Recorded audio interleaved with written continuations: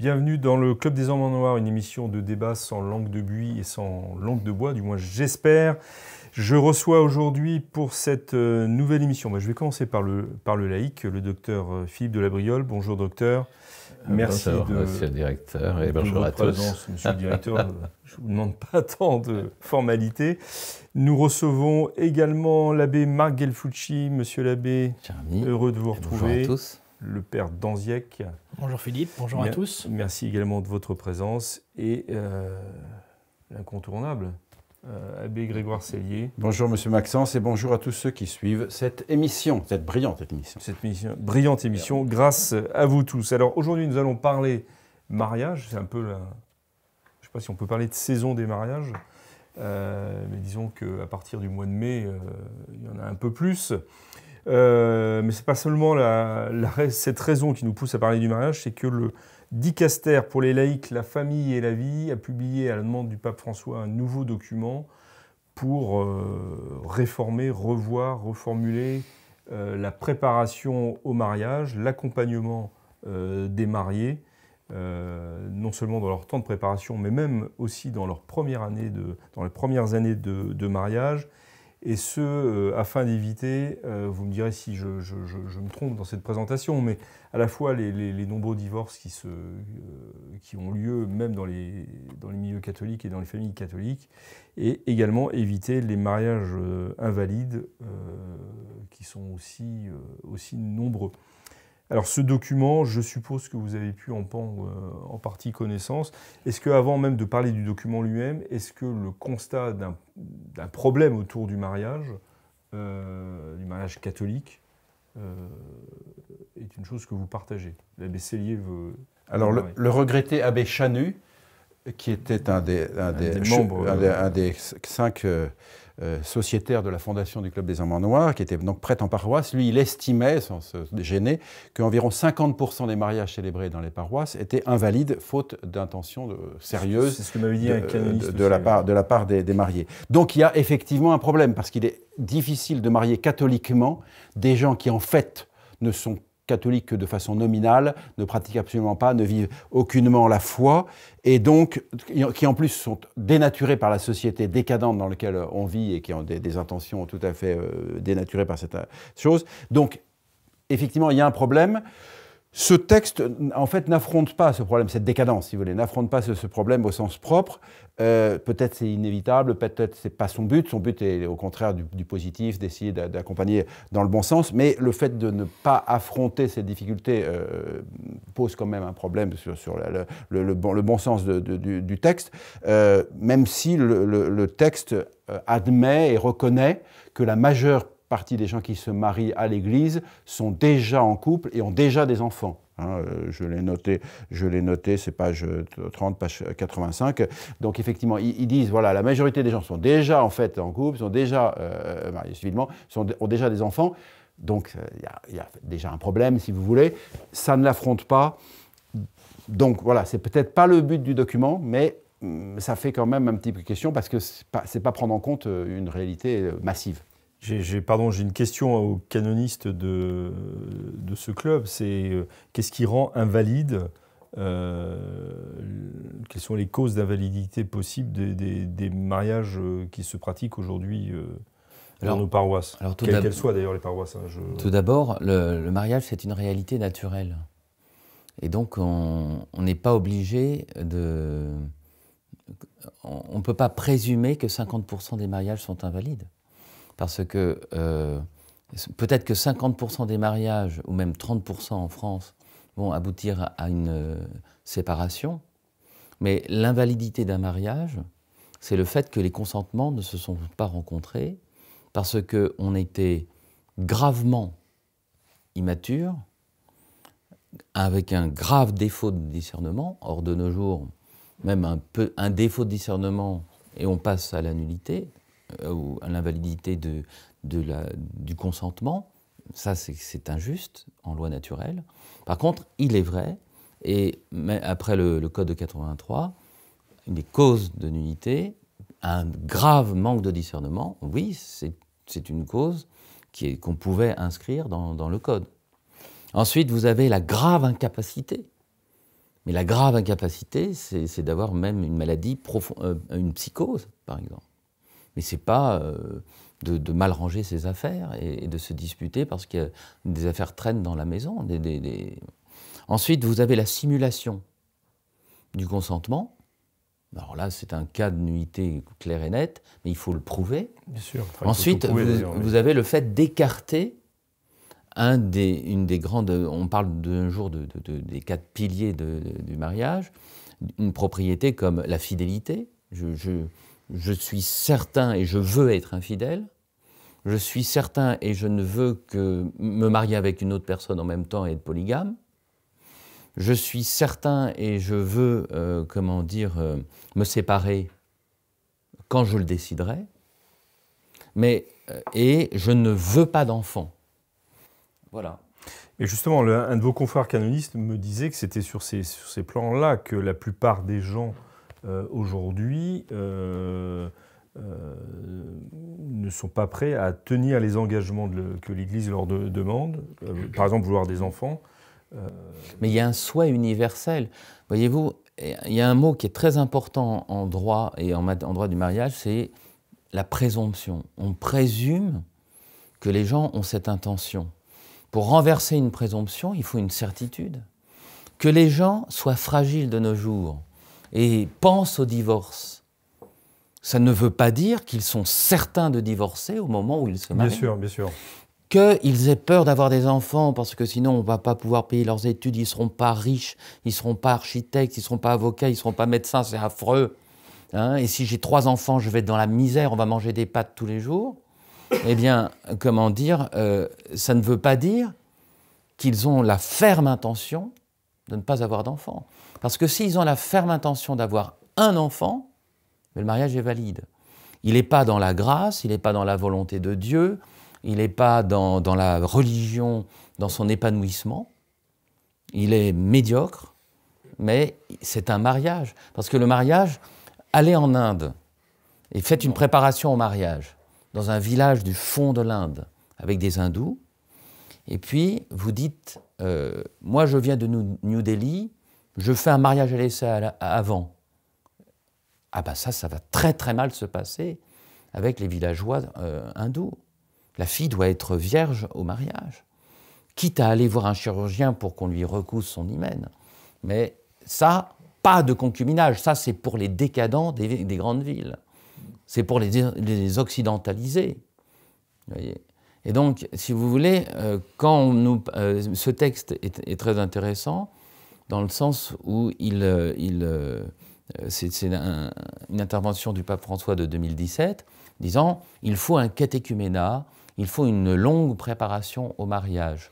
Alors, on va pas entrer tout de suite dans les détails, mais vous les avez déjà soulevés. Peut-être que le père Danziec... Oui, et pour répondre à votre question initiale, est-ce que le mariage est un sujet? Est-ce qu'on constate, nous, sur le terrain des âmes, j'allais dire, des enjeux conséquents et pour certains nouveaux? Évidemment que la réponse est oui. Oui, et tant et si bien d'ailleurs que moi je le vois bien avec les gens de ma génération. Mes parents n'ont pas eu de préparation au mariage. La jeune génération, non seulement a besoin d'une préparation au mariage, mais réclame une préparation au mariage, j'allais dire presque plus. Ils voudraient nous voir 15, 20 fois si jamais ils le pouvaient. Si jamais nous, on le pouvait, pardon. Oui, bien sûr. Voilà. Donc oui, évidemment, je pense que le terrain, en fait, le théâtre social, le théâtre affectif a tout à fait changé. Et l'intervention de l'Église à travers son magistère, puisqu'elle est mère et maîtresse, est très importante, cette intervention, pour aider les prêtres à offrir une préparation au mariage la plus fine et la plus aidante, en fait, véritablement, pour les époux. Et il m'apparaît, vous voyez, une question qui, je trouve, saute aux yeux, c'est que autant nos parents n'ont pas eu de préparation au mariage, pour beaucoup d'entre eux.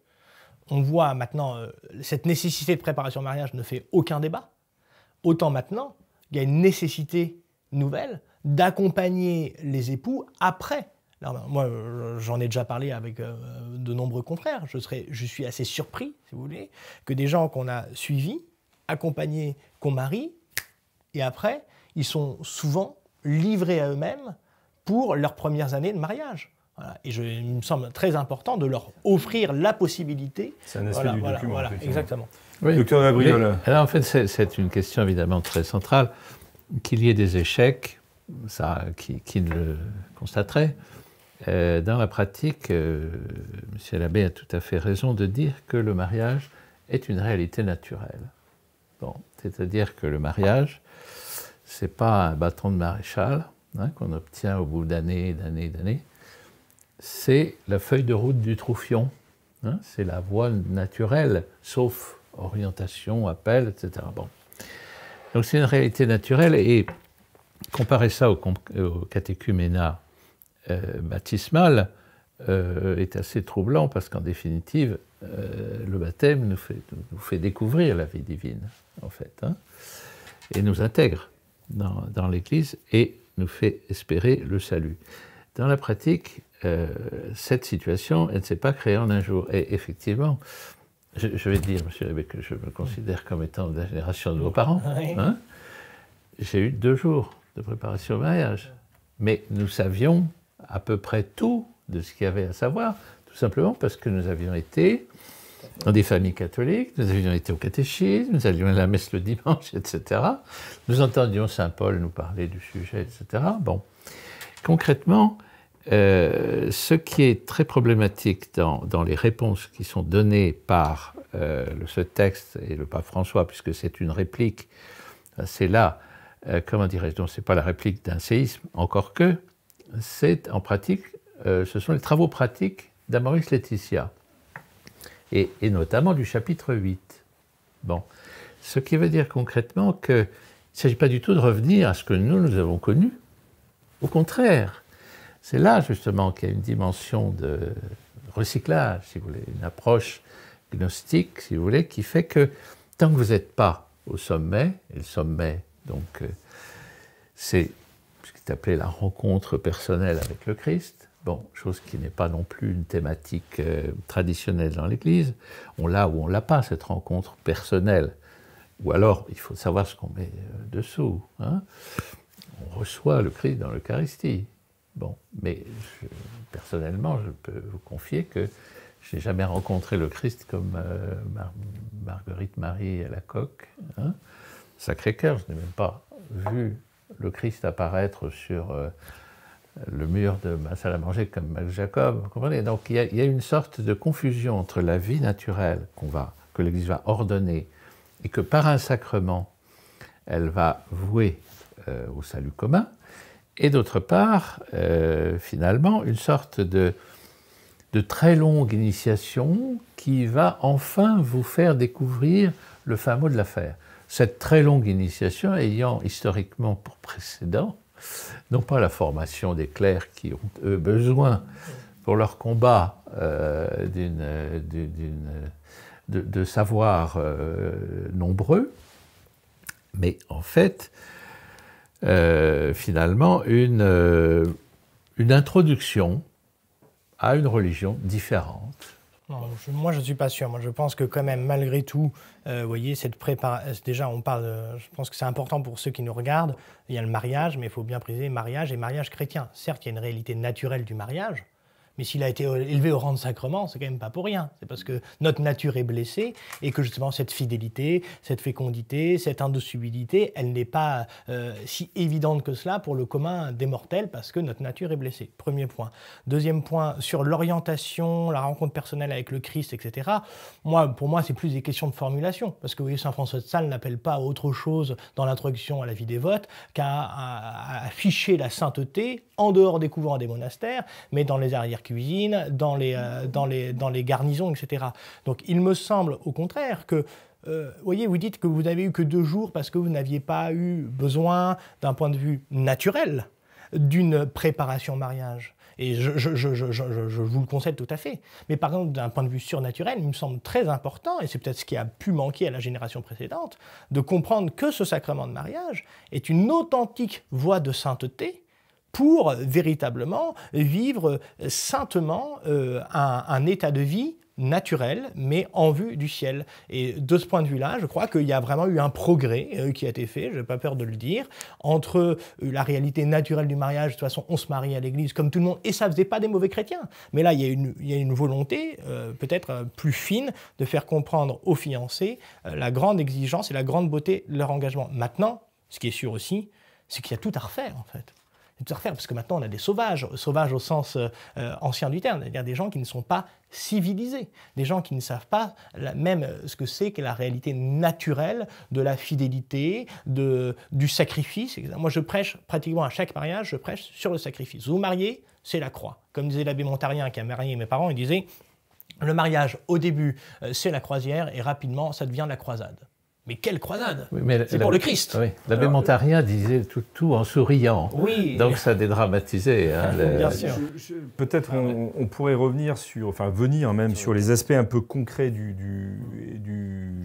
document du dicaster romain, puisque donc on propose, effectivement, vous avez parlé de catéchuménat, on propose une préparation d'au moins 1 an pour les fiancés, une préparation plus en avant encore dans le jeune âge pour une pré-préparation, si je puis dire, au mariage. Et dernière phase, vous l'avez signalé, Père Danziec, un accompagnement dans les premières années du mariage. Et c'est là-dessus que j'aimerais vous entendre, les uns et les autres, parler par rapport à votre expérience de prêtre ou de laïc, d'ailleurs, par rapport au mariage. Alors moi, L'abbé Cellier me regarde en disant « mais qu'est-ce qu'il me raconte ?» Non, moi je pense que, effectivement, ce projet, cette proposition constitue une énorme charge, puisqu'il faut agir largement avant le mariage, ensuite il y a le mariage, et ensuite il y a l'accompagnement après le mariage. Et si on compte, page 33, c'est ce qui est dit, ça dure environ 5 ans. 5 ans avec des prêtres qui interviennent et avec des couples accompagnateurs qui doivent être variés, c'est-à-dire de divers âges. Donc ce n'est pas un seul qui accompagne, mais c'est plusieurs qui accompagnent, n'est-ce pas? Et ceci avec des réunions mensuelles, n'est-ce pas? Qui vont être avec des rites de passage, n'est-ce pas? Bon, il y a les fiançailles, le mariage, et puis la remise de la Bible, telle ou telle chose, à peu près 5 rites de passage, dont le mariage, et dans lequel il est envisagé qu'à chaque rite de passage soit accompagné d'une retraite spirituelle. Donc c'est quand même un énorme investissement, et je ne sais pas où les hommes et le temps, du côté des formateurs, sera trouvé. Du côté de ceux qui sont censés être,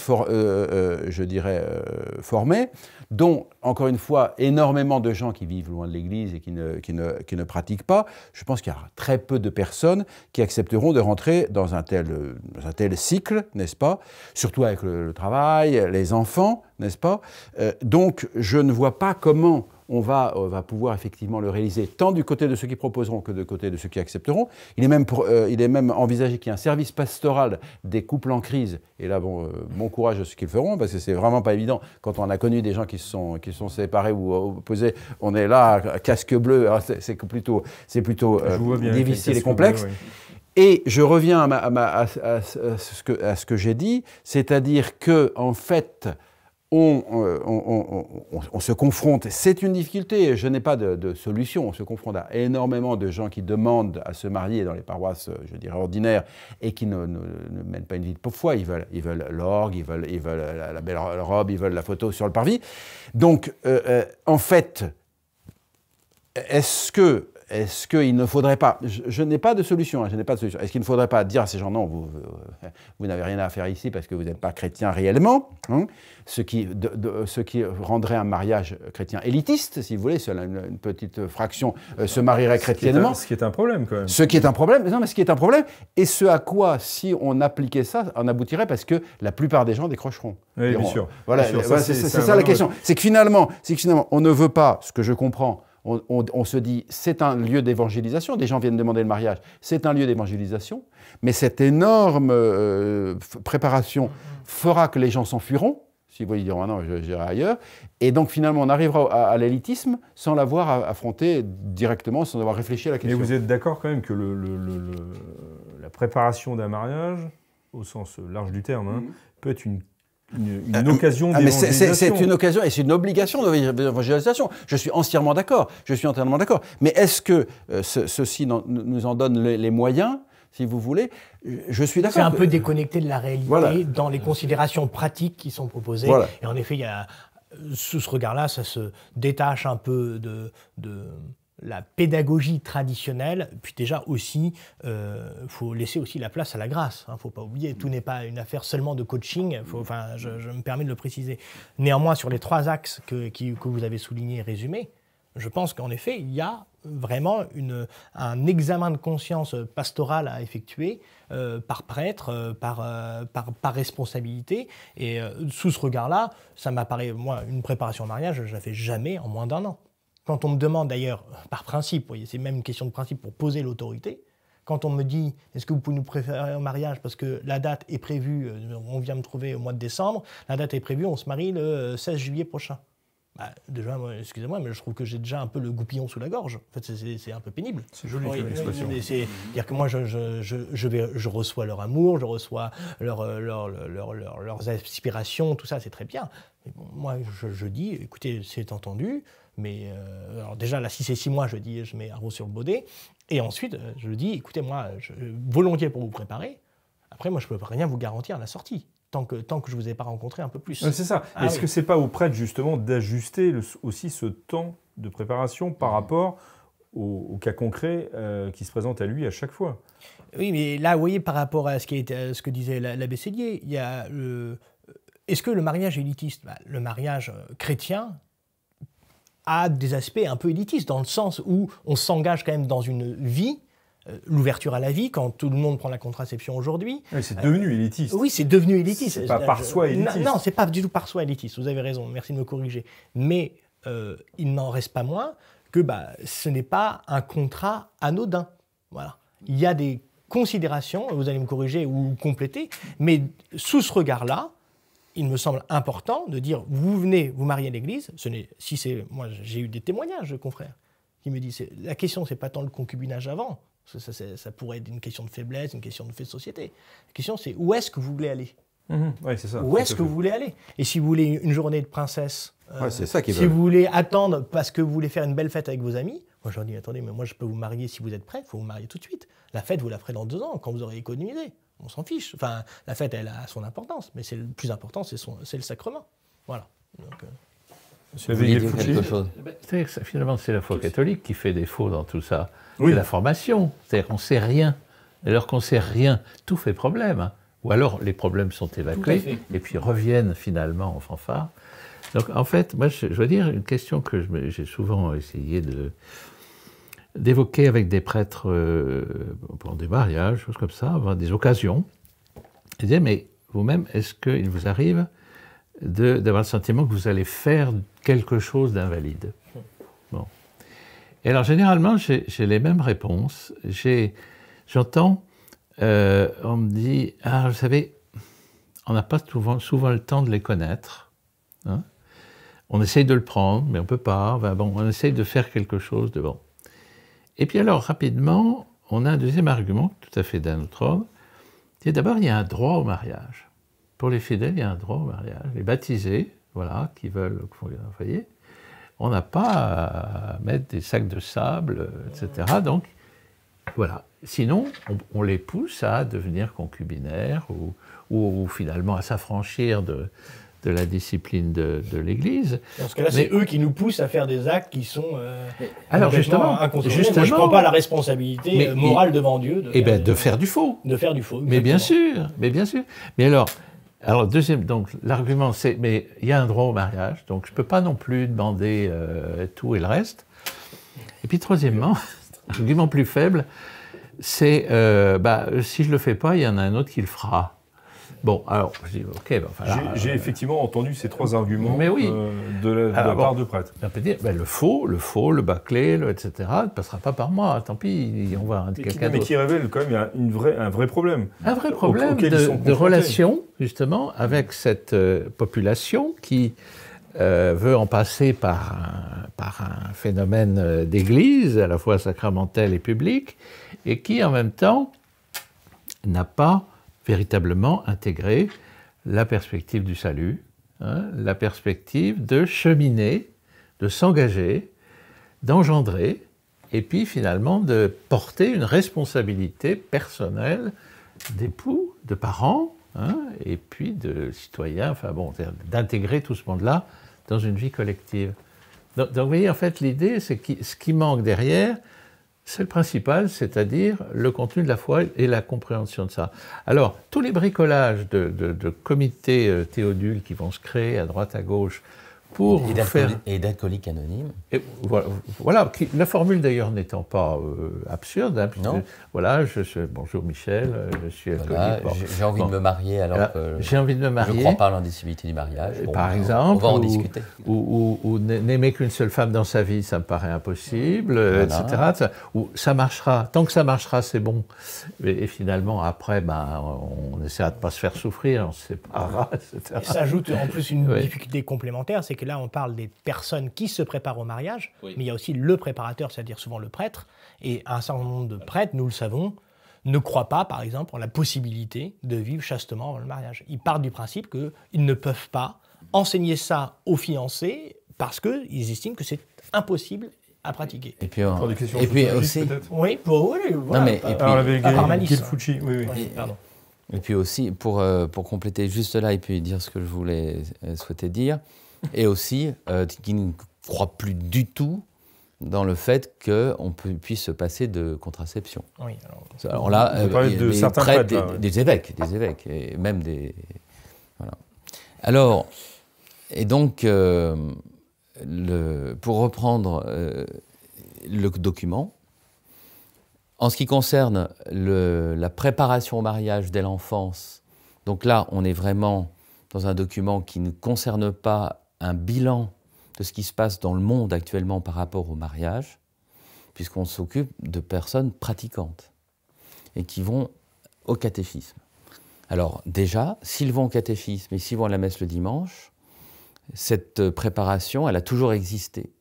C'est le fait d'enseigner les 10 commandements, les 7 sacrements, le mariage, la chasteté. Si on reçoit un vrai catéchisme. Quand on avait 17 enfants, comme Sainte Catherine Labouré, eh bien, on savait que le mariage, c'était ça.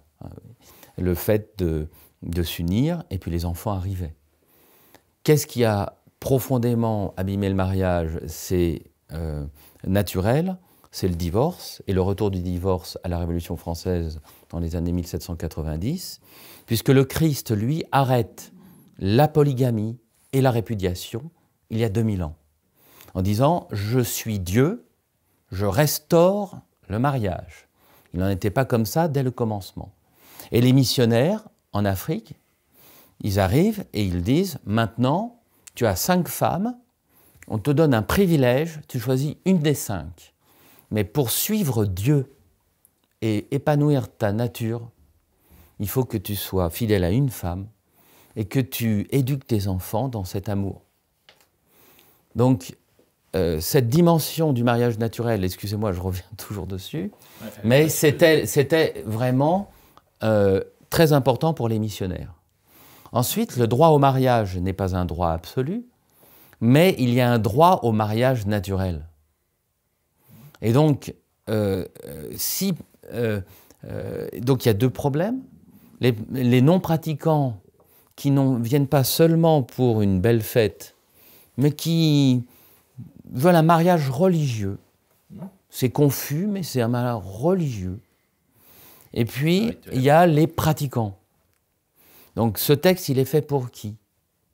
S'il est fait pour les pratiquants, tout va bien. Ou pour des nouveaux convertis. À ce moment-là, tout va bien. C'est un texte pour des gens qui viennent à l'église en disant « Voilà, j'ai vu Jésus et je demande le baptême. » Donc ça, c'est les personnes qui se convertissent adultes. Et là, il dit « J'ai vu Jésus et je veux un mariage chrétien avec ma compagne. » Donc, c'est une démarche de conversion. Donc, on peut faire une annonce de la foi, on peut faire un catéchuménat, ce sont des gens qui sont disposés. Actuellement, vous avez des paroisses qui le font déjà, qui n'ont pas attendu ce document, mais en fait, sur les 22 couples qu'ils préparent, il va y avoir 7 couples qui veulent revenir à la messe le dimanche.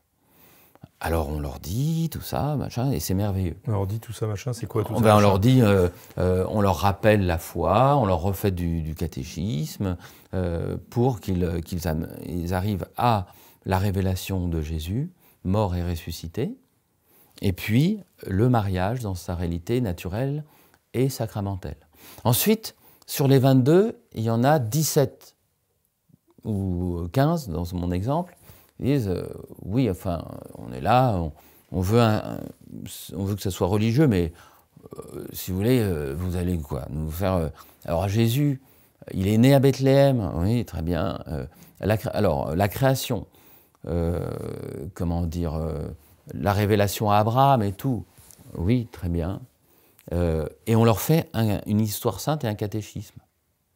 Eh bien, pour ma part, peut-être pas en 5 ans, et en croyant qu'ils sont des convertis, et qu'on va pouvoir en faire des personnes allant à la messe le dimanche et connaissant les grâces fructueuses du mariage. Mais moi, je vous dis ce que j'ai fait. En 1 an, si vous voulez, on ne sait pas quoi faire exactement face à cette situation. Mais moi, en 1 an, qu'est-ce que je faisais? Je faisais 6 séances de catéchisme, et les entretiens individuels, et avec 3 séances de catéchisme et 3 séances sur le mariage. Ensuite, les entretiens individuels, 2 ou 3. Donc ça fait quand même... quand vous dites entretien individuel, c'est entretien, je suppose, avec les couples. Avec les couples. Donc ça fait quand même 9-10 rencontres. Et c'était lourd. Mais moi, ce que je faisais pendant 3 séances, je commençais par « Dieu existe ». Et alors, il y avait un couple préparateur qui a dit « Mais on est là pour parler du mariage. Vous êtes en train de leur dire que Dieu existe. » Je dis « Oui, mais comme un certain nombre de ceux qui sont là croient peut-être même pas en l'existence de Dieu. » Donc je faisais l'histoire sainte. Bien sûr. L'histoire de Jésus et le sacrement de mariage. Et dans l'histoire sainte, quand même, pour ne pas être trop catéchétique, je faisais l'histoire du mariage. Je faisais pourquoi, sous Abraham, il y avait la polygamie, la répudiation. Pourquoi David avait 10 femmes. Pourquoi Salomon avait 300 femmes et 700 concubines. Et je mets les pieds dans le plat sur ce plan-là. Oui, bien sûr. Vous avez des expériences. Voilà. J'ai une expérience. Je connais un prêtre de paroisse officielle dans un diocèse, qui est d'esprit plutôt traditionnel, et qui donc, en fait, les autres curés disent « Ah, vous voulez un mariage un peu sérieux, allez le voir ». Et c'est un prêtre qui fait 120 mariages par an. Sérieux, bien. Comment pourrait-il faire un travail sur 5 ans alors qu'il a d'autres charges, il a d'autres charges, etc., en plus d'être curé de paroisse. Il était visiteur de président, tout ça, enfin, aumônier de président, tout ça. Bon, non, c'est impossible, c'est simplement impossible. Et je dirais précisément, d'autant qu'il le faisait sérieusement. D'autant qu'il faisait ces mariages et ces préparations de mariage un peu sérieusement, et c'est pourquoi les autres curés envoyaient les gens qui voulaient un mariage un peu sérieux vers lui, d'autant il est dans l'incapacité d'avoir... Alors, ce qui fait problème, attention, encore une fois, je ne méprise pas la démarche de ce document qui veut essayer de trouver une solution, mais qui n'affronte pas quand même le problème de base, qui est à la fois un problème d'absence de foi ou de vie chrétienne, et un problème de décadence naturelle, des connaissances naturelles, parce qu'en soi, si vous voulez, pourquoi est-ce qu'il n'y a pas de préparation de mariage? Parce qu'on vivait dans un village et on voyait ce que c'était que le mariage. On était éduqués tous les jours, on avait ses parents, ses cousins, on savait ce que c'était que le mariage, on savait ce que c'était que l'engagement. On savait aussi que tel couple, ça battait de l'aile, et qu'on avait une expérience. Et donc, en fait, il n'y avait pas... Et effectivement, la formation chrétienne qu'on entendait à l'église parce qu'on allait à la messe tous les dimanches, parce qu'on était allé au catéchisme, parce que dans toutes les paroisses, c'était une obligation par les statuts synodaux qu'il y ait 1 heure de catéchisme pour tous les paroissiens. Rappelons, tous les dimanches, il y avait 1 heure de catéchisme pour tous les paroissiens, en plus de la messe. Donc voilà, il y avait ça. Alors on est dans lequel des gens arrivent sans aucune connaissance naturelle, y compris parce qu'ils vont... Non mais vous avez des gens, si vous voulez, ils se marient le soir du mariage. la fille est là et le gars, il est en train de jouer à sa console vidéo, sans s'occuper de sa femme. C'est une réalité. Et des choses comme ça, des gens qui n'ont aucune idée même de la réalité naturelle de ce que c'est que le mariage. Vous avez des mariages qui se font après les sites de rencontres. D'accord? Les sites de Tinder, tout ça, je ne vais pas donner des trucs métiques et tout ça. Bon, je ne vais pas les donner, mais voilà. Non, mais après, il y a des gens qui se sont rencontrés, qui se sont qui se sont mariés, d'accord? Et vous avez des gens qui continuent à aller sur le site de rencontre pour voir s'ils ne trouvaient pas mieux. Ben, ça fusille le mariage. C'est un manque de bon sens, ça c'est le point naturel. Et puis après, vous avez le manque de foi, le manque de vie chrétienne, dans lequel effectivement, je suis d'accord qu'il y a une démarche religieuse, confuse et générique, mais le mariage proprement chrétien, comme encore une fois dans l'épître, vous représentez l'union du Christ et de l'Église, c'est complètement en dehors de leur perspective. Je donne la parole. Vous vouliez parler peut-être, mais j'aimerais aussi vous entendre sur le service après-vente, moi qui me paraît une chose d'une difficulté assez importante. C'est encore le problème de la pratique religieuse. Il me semble que déjà, quand même, ce texte a au moins cet avantage. Moi, c'est d'abord ce que je veux voir, en tout cas, je ne sais pas si c'est ça qu'il faut voir, mais en tout cas, il me semble important de le voir, c'est que ce texte a la volonté de remuscler un peu la question de la préparation au mariage. Donc, ça sous-tend qu'auparavant, c'était un peu faiblard. Voilà, il n'y en avait pas assez dans le biceps. Donc, il me semble que c'est déjà un constat très important à faire sous ce regard-là. Et après, la deuxième chose, c'est que les commentateurs n'ont pas hésité à le souligner. Déjà en 1981, dans Familiaris Consortio, le pape Jean-Paul II parlait de la nécessité d'une préparation lointaine, d'une préparation prochaine, et donc en soulignant, et c'est son expression, la disparition de la hiérarchie des valeurs dans les personnes, dans la société. C'est-à-dire la réalité de la noblesse de la fidélité, de ce que c'est une famille tout court, etc. Cette hiérarchie des valeurs, on sait très bien qu'elle a explosé, au-delà même de peut-être ce que Jean-Paul II supposait en 1981. Donc ce service après-vente du mariage, dans une paroisse, en tant que prêtre, sur tous les mariages que j'ai faits, ça fait 11 ans maintenant que je suis prêtre, j'ai dû célébrer une majorité de mariages de concubinaires, de gens qui donc sont dans une situation de désordre avant le mariage. Et le gros atout de la vie sacerdotale, c'est que quand on a une vie de paroisse à taille humaine, où on est vraiment le Don Camillo pour ses fidèles, et bien après, en fait, on les voit. Ils s'intègrent dans des groupes de foyers chrétiens avec des couples qui sont plus âgés qu'eux. Il y a des échanges, il y a des thèmes d'année. Et c'est là où il y a un service après-vente qui est fait.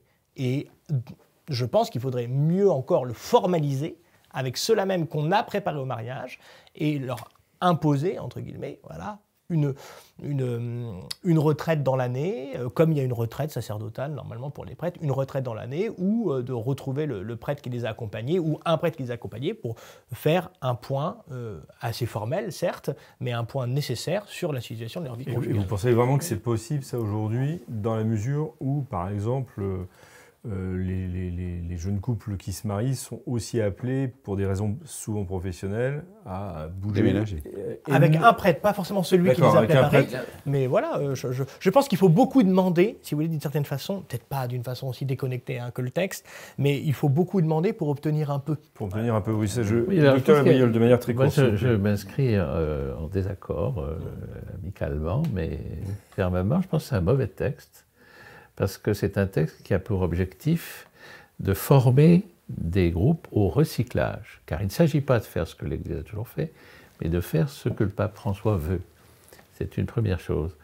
La deuxième chose, c'est qu'il y a un venin dans la vie actuelle du débat par rapport au couple, c'est que l'échec du couple, finalement, tend à être confondu avec l'invalidité du sacrement. Et ça, c'est à partir du moment où le doute existe sur l'invalidité, systématique, il y a de quoi saper toutes les énergies pour essayer de remettre en place ce qui était naturellement constitué et qui... Bon, quand la vie ecclésiale est présente avant le mariage prend son sens. sans problème. Quand la vie ecclésiale continue après le mariage, la nourriture ecclésiale est présente. Ça fait une phrase de quoi? D'une vingtaine de mots. Il n'y a pas besoin d'en mettre 100 pages. Le point qui me paraît le plus absent dans cette affaire-là, c'est que le mariage, comme je disais, c'est la feuille de route du Troufion, c'est la volonté divine sur nous, que nous ayons un état de vie cohérent et lui-même sacramentel. Si c'est une vie consacrée, c'est différent. Si c'est une vie, la vie d'un prêtre, c'est différent. Mais c'est toujours une volonté divine de voir s'inclure dans une catégorie donnée le maximum de gens. Et donc finalement, il n'y a pas de volonté divine dans ce texte. Il y a un chemin pour accéder à l'amour vrai, etc., en haut, au sommet, etc. Bon, ça, moi je suis désolé, entre le bouddhisme et la psychanalyse, on nous a déjà fait le coup. C'est-à-dire que c'est au bout, il y aura la réponse, au bout. Voilà. Mais voilà, le mariage, c'est tellement banal. C'est un homme et une femme et des enfants. C'est un homme, une femme et des enfants. Voilà, voilà. C'est ça le problème. Et s'ils ne savent rien, ben, forcément, ils vont se planter sur plein de sujets.